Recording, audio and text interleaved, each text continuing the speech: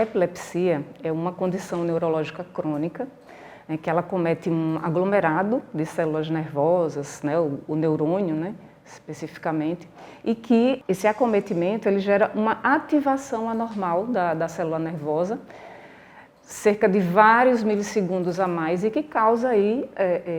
apresentações que vão desde as contrações, né, involuntárias, perda de consciência, até simplesmente como se estivesse olhando para o espaço e depois ela volta como se nada tivesse acontecido, né? Então, às vezes a pessoa pode ter uma crise epiléptica ou uma crise de ausência por febre ou por qualquer outra condição de saúde, né, até uma síndrome metabólica que pode gerar também uma crise epiléptica, e as pessoas às vezes acham que tem epilepsia e na verdade não é isso, são outras condições que levam a esse quadro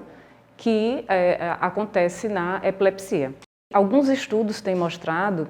que a prática de atividade física regular, no caso do exercício físico, né, seja ele musculação ou algum outro esporte, dança, alguns estudos mostram que existe redução dessas crises epilépticas, outros estudos eles mostram que não tem alteração nessas crises epilépticas, mas não existe um aumento dessas crises epilépticas. Porque se você não trata e não tem esse acompanhamento, você pode, por exemplo, uma pessoa que tem um tipo de epilepsia focal, como no lobo temporal, ela pode, se ela não for tratada, ela pode evoluir para uma epilepsia de forma generalizada. E qual foi a pergunta que a gente fez para esse estudo? Qual é o potencial, qual é o papel do exercício físico prévio na susceptibilidade de crises epilépticas?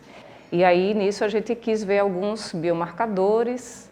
e também alguns dados comportamentais do animal. E a gente reuniu, a revisão sistemática está no topo da pirâmide de evidência científica, né? Então, reunimos 15 estudos e o que a gente encontrou foi que o exercício regular, o exercício físico regular, prévio a um insulto cerebral, que desencadeia em crises epilépticas ou num padrão de epilepsia, num modelo de epilepsia,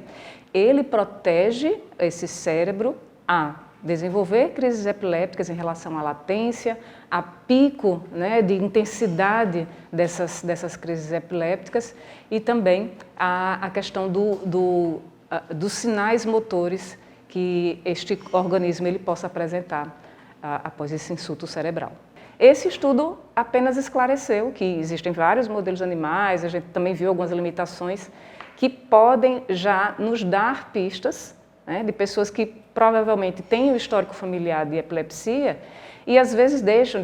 às vezes os pais, né, não querem que o filho participe de atividades físicas, né, não pode fazer esporte, porque pode desenvolver uma crise epiléptica, né, etc, etc, por conta desse estigma que tem em torno da epilepsia.